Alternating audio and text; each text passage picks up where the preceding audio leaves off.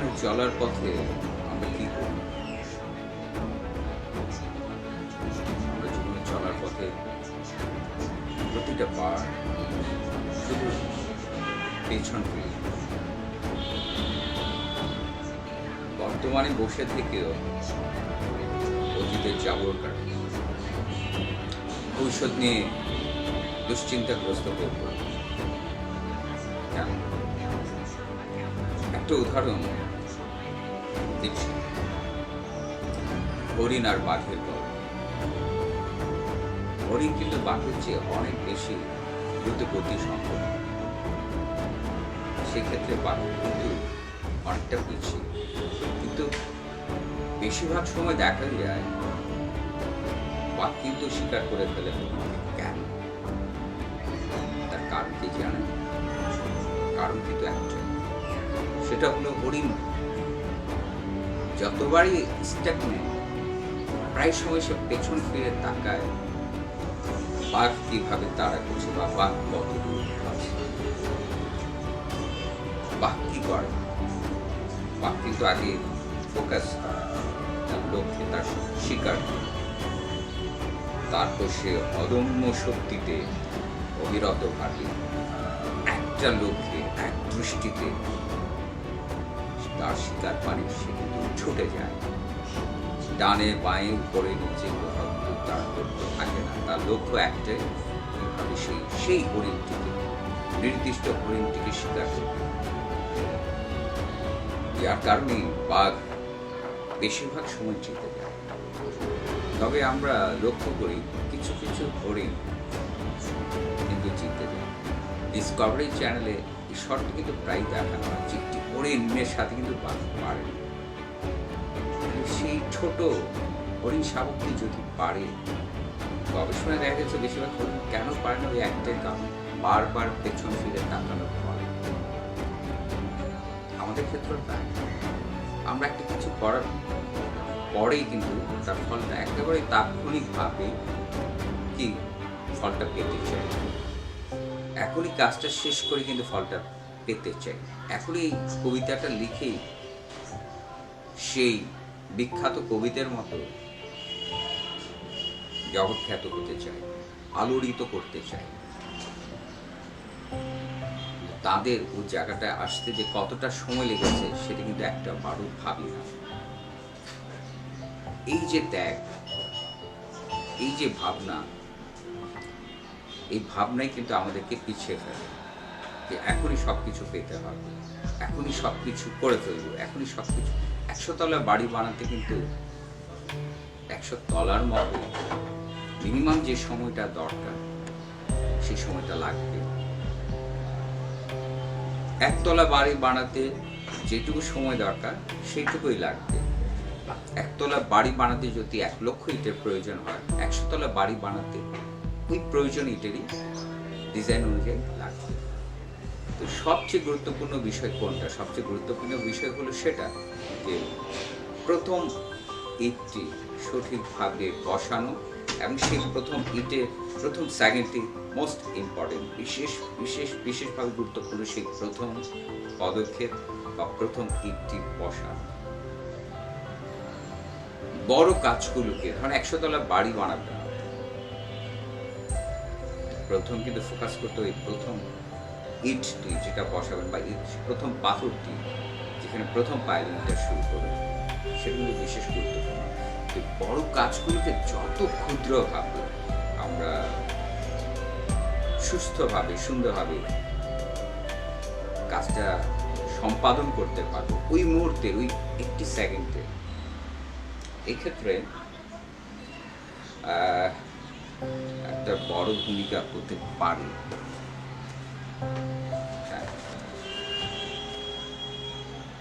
ধরুন এই একটি দাগ, এখান থেকে গন্তব্য, এখান থেকে এখানে গিয়ে শেষ হবে। আমাদের ফার্স্ট স্টেপ কিন্তু এখান থেকে দিতে হবে।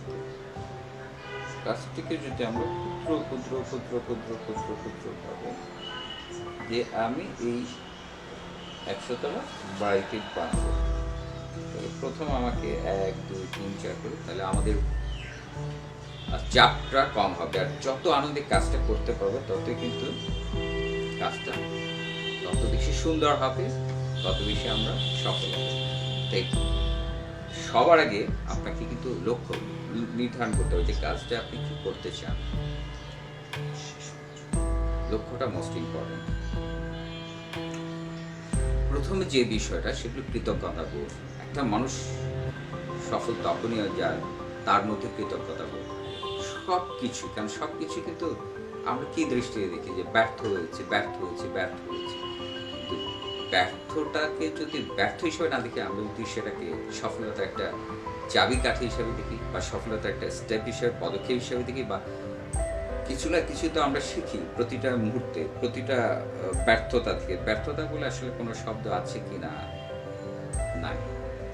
অন্যের চোখে থাকতে পারে, কিন্তু আপনার আমার দৃষ্টিতে কিন্তু যারা আমরা সফল হতে চাই, যারা সফল হয়েছে, তাদের দৃষ্টিতে ব্যর্থতা গ্রহণ করে না। তারা কিন্তু প্রতিটি ক্ষেত্রেই কি করে, অর্জন করে। যে আমি এটা অর্জন করলাম, যে একটা হোঁচট খেলাম, সেই হোঁচটটা থেকে আমি কি শিখলাম, পরবর্তীতে সেটা কিন্তু আমরা শুধরে নিতে পারি।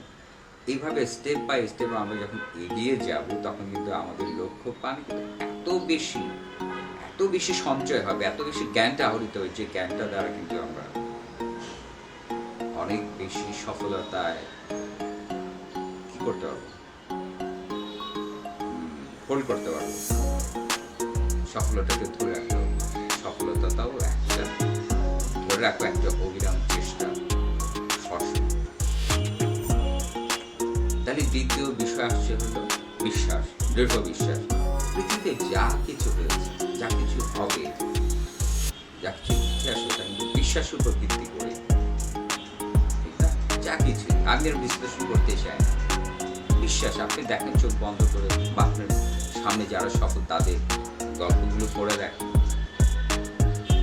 বিশ্বাস, অদম্য বিশ্বাসী তাদেরকে। কিছু ছিল না, কিন্তু কিছুই ছিল না, শুধু বিশ্বাসের সাথে স্টেপ নিয়েছে, পথে নেমেছে, পথে কিন্তু তাদেরকে পথ দেখিয়েছে। একেবারে আমাদের জন্ম থেকে কিন্তু, মাতৃ জঠর থেকে কিন্তু আমাদের সেই, আমরা যারা এখন জীবিত আছি, তারা কিন্তু জয়ী হয়ে কিন্তু জন্মেছে, জয়ের জন্য দিচ্ছে। আমরা প্রত্যেকে তো একটা জয়ী মানুষ।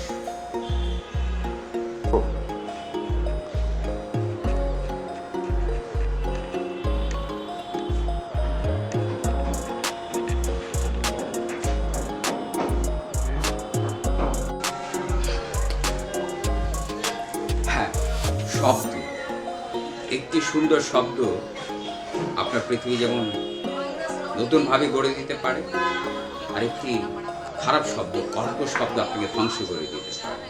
পৃথিবীতে যা কিছু, সব কিছু এই শব্দ দ্বারা কিন্তু আক্রান্ত। শব্দ এবং বন্দুকের গুলি ছুটে যাওয়া মানে আর ফেরত আসা। অতএব শব্দের ব্যাপারে এত বেশি সচেতন হন, কথার ব্যাপারে। শব্দ ঈশ্বর, অতএব শব্দ সম্পর্কে সচেতন হন, সুন্দর শব্দ ব্যবহার করে সুন্দর পৃথিবী দিন।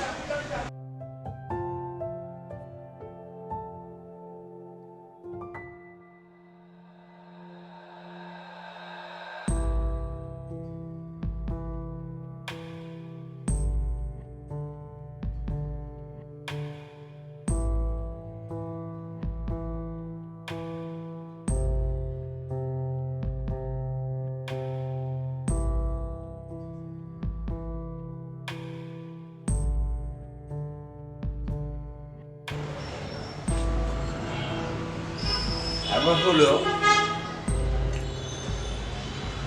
চতুর্থ ধাপ। প্রথম ধাপ হলো কি, কৃতজ্ঞতা বোধ।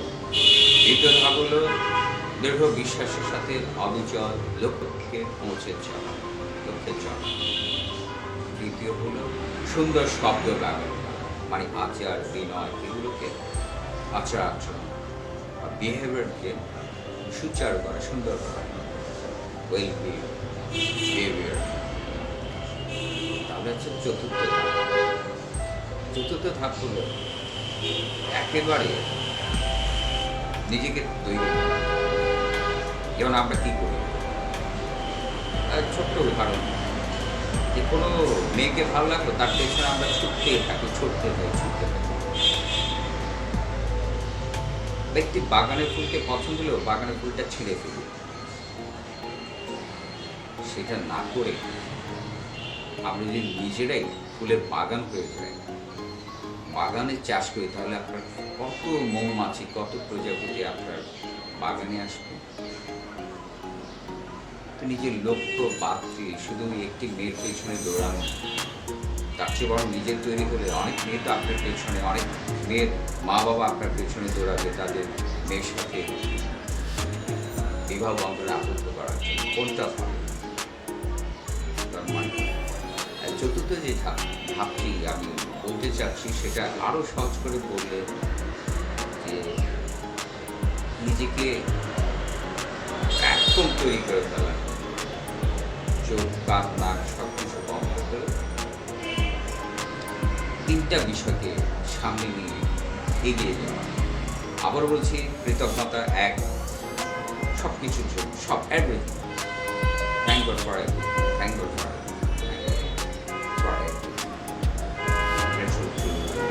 একটা ছোট উপকার করলাম। দ্বিতীয় ধাপ, আত্মবিশ্বাসের সাথে আপনার সব কিছু আছে, কিন্তু কথা বলেছেন আপনার আত্মবিশ্বাসের অভাব, তাহলে কিন্তু কাজটা কমপ্লিট হবে। আত্মবিশ্বাসও আছে, কিন্তু আপনি কাজটা শুরু না করলে সেই কাজে কিন্তু আপনি কোনোদিনই রেজাল্ট পাবেন না, সেটা দরকার। তৃতীয় যে বেশি সুন্দর শব্দ, সুন্দর শব্দটা কি করছে, আপনার একটা পজিটিভ এনার্জি, পজিটিভ একটা ইউনিভার্স সিগন্যাল তৈরি করে দিচ্ছে, ভাইব্রেশন তৈরি করে দিচ্ছে, পজিটিভ ভাইব্রেশন, যে প্রতিটি মানুষ আপনাকে এক্সপেক্ট করা শুরু করবে কথার কাজে নেই। তেমন সুন্দর শব্দ কথার কাজে নেই। চতুর্থ যে ধাপটি বললাম সেটা হলো কি, নিজেই বাগান হয়ে যান, ফুলের বাগান হয়ে যান। ফুলের সৌরভে যারা সুরভিত হতে চান আপনার বাগানে চলে আসবে। নিজেই বাগান, নিজের বাগান বলতে কি বললাম, যে বাগানটাকে চাষ করেন, চাষ, ওই যে কাজ শুরু করেছেন সেই কাজটা কি করতে হবে, ফিনিশিং দিতে হবে সুন্দর। ধরেন মানে আরেকটু সহজ করে যদি বলছেন, নিজে ব্র্যান্ড হন। একটা রাস্তার জামা আমরা 100 টাকা 200 টাকা দামাদামি করি, যদি 100 টাকা চেয়ে বলি 50 টাকা, 200 টাকা চেয়ে বলি 100 টাকা, কিন্তু যখন একটা ব্র্যান্ডের দোকানে তখন কিন্তু কিনেও গর্ব করি। সেই 10,000 টাকার জামা 5,000, মিনিমাম 2-3 হাজার টাকা, 5,000 টাকা 2,000 টাকা দিয়ে কিন্তু ওখানে লিখেই থাকে ফিক্সড প্রাইস, তো মাঝে মাঝে ছাড়। তাদের সাথে কিন্তু আমরা দামাদামি করি। নিজের মূল্য, চতুর্থ যে আপনি নিজের মূল্য নিজেকে দিতে হবে, নিজেকে মূল্যায়ন নিজেকে করতে হবে, নিজের বাগানটা নিজেকে তৈরি করতে হবে। এর অর্থ যে আপনার মূল্যায়নটা আপনি নিজেকে নিজে করুন। আপনার মূল্য আপনার মধ্যে যেদিন থেকে সৃষ্টি হবে সেদিন থেকে পার্থিব ব্যবহারিক মূল্য কিন্তু সর্বক্ষেত্রে আপনি পেতে থাকেন। তার মানে নিজেকে নিজে আগে মূল্যায়িত করুন। লাস্ট যে ধাপ, পঞ্চম ধাপ, সফলতার 5টি ধাপ নিয়ে আলোচনা একদম 5, দ্য লাস্ট কি হতে পারে, এই 4টা পার্ট কি বাকি থাকতে পারে, 4টার ভিতরে তো সব আছে, তারপর কিন্তু 5টা একটা পয়েন্ট আছে, দ্য লাস্ট পয়েন্ট, এবং একটি শব্দ, সেটি হলো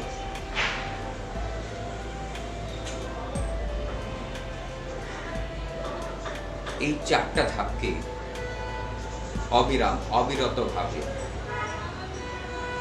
চালিয়ে যাওয়া। ওই যে সাইকেলে যখনই প্যাডেল মারা ছেড়ে দিবেন কি হয়, সাইকেলটা পড়ে যায়। এই সব গুণকে সাথে নিয়ে অবিচল লক্ষ্য পানে চলা, বা পৌঁছে গেলেন আপনি সেখানটাও কিন্তু আপনি ধরে রাখতে হবে না। সফলতা তো একটা কি, একটা লক্ষ্য পানে ছুটে চলা, কিন্তু একেবারে কোনো স্থির কোনো বিষয়। আজকে আপনি 1 নম্বরে আছেন, আগামীকাল একটু পরে আরেকজন 1 নম্বরে চলে যাওয়ার জন্য যে চেষ্টা করছে সে চলে যাবে, কিন্তু সে যেন অন্য কেউ যেন আপনার জায়গাটা দখল না করতে পারে। তাই কী করতে হবে, আপনার স্থানটা আপনার মতো করে ছোট্ট একটা উদাহরণ, হেরে গলা যাকে বলা হতো একসময়, সচিন দেববর্মা যার কণ্ঠ একদম গান গাওয়ার জন্য উপযুক্ত, সবাই মনে করে। উনি একটা মনে করছেন, পরে ভাবলেন যে না, গায়কের পেছনে না ধরে আমি যেহেতু নিজে শুরু করি, তাহলে আমার মতো আমি একটা স্টাইল তৈরি করি, যে স্টাইলটি কেউ পারবে না। দেখেন পৃথিবীর সবার গান করতে পারবো, আমরা কিন্তু শচীন দেববর্মন গান কিন্তু সুরটা নকল করতে পারে, কিন্তু গায়িক ঢংটা কিন্তু ওনার মতো না। ওনার যে দুর্বলতা ছিল, সেই দুর্বলতাকে উনি কী করেছেন, উত্তীর্ণ করেছেন। সেই দুর্বলতাকে উনি কিন্তু উৎকর্ষ সাধন করে ওটার ভেতরে কী দিয়েছেন, উৎকর্ষতা নির্যাস দিয়েছেন এবং একটি ইউনিক একটা বিষয় করে তুলেছেন, সুর করে তুলেছেন কণ্ঠ দিয়ে। সেই হেরে গলাই হয়ে গেলেন জাদুময়ী, মধুময়ী একটি কণ্ঠ, সুর। Just example, এই উদাহরণটি আপনার জীবনের, আমার জীবনের সর্বোত্তম শিক্ষা হতে পারে। শিখতে চাইলে শেখা যায়, প্রতিটি মুহূর্তে শিক্ষা। এই 5টি ধাপ হলে আপনি কিন্তু সফল হবেন এবং এটি সফলতার একমাত্র সূত্র। এই সূত্রের বাইরে কিন্তু কিছু নেই। ভাবতে গেলে কিন্তু হচ্ছে খাবেন,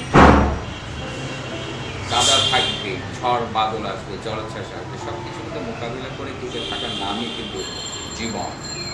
অবিচল লক্ষ্য পানে ছুটে চলা নাম, থেমে গেলে তো শেষ।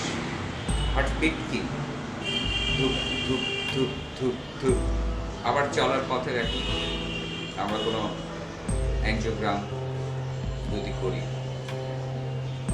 তাহলে কি আপস অ্যান্ড ডাউন, সমুদ্রের ঢেউ আপস অ্যান্ড ডাউন, সব কিছু। একটা রাস্তার বাঁক আঁকা বাঁকা, একটা বাড়ির সিঁড়ে তো কিন্তু আঁকা বাঁকা। আপস অ্যান্ড ডাউন থাকার অর্থ যে আপনি মানুষ, জীবন্ত মানুষ।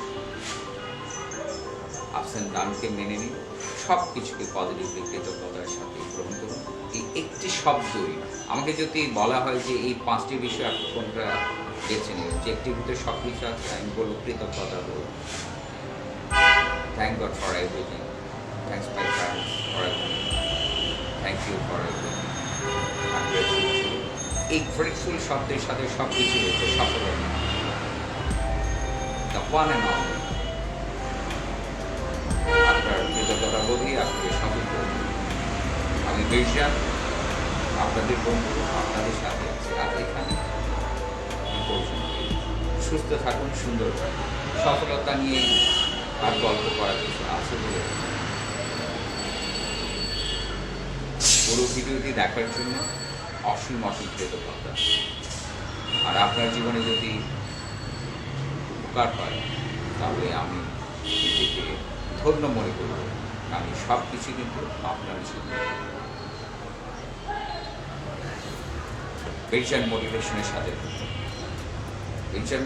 সাথে একটি বিষয় ছোট্ট করে দেখুন, আমার ভিডিও অনেকেই দেখে, কিন্তু কমেন্টস করা আমার মেসেঞ্জারে না হোয়াটসঅ্যাপে যারা জানে। কিন্তু এই অনুভূতিগুলো আমি তো কারো দ্বারা অনুপ্রাণিত। ভালো কাজের ফল কিন্তু পেতে কিন্তু ভালো লাগে। আমি বলছি না এখনই পাই। ওই যারা মেসেঞ্জার আমাকে নক করে বলছেন যে অসাধারণ হচ্ছে, অতুলনীয়, বা চালিয়ে যান, আছি স্যার, গুরু, ভাই, বন্ধু, তারা যদি একটু আমার সেই পেজে, আমার সেই ইউটিউবের যে কমেন্ট সেকশন, শেয়ার সেকশন দিয়ে যদি এগুলো লিখেন, তাহলে কিন্তু একজন আরেকজন তারা অনুপ্রাণিত হতেন। শেয়ার করাটা কিন্তু অনেক ব্যাপার। আমরা সবাই সবার সাথে ভালো কিছু শেয়ার করি, ভালোর সাথে থাকি সবসময় অবিরাম। আমি বিরজান, আজকে এইটুকু সুস্থতা কামনা করছি সবাই। All the best, always be happy.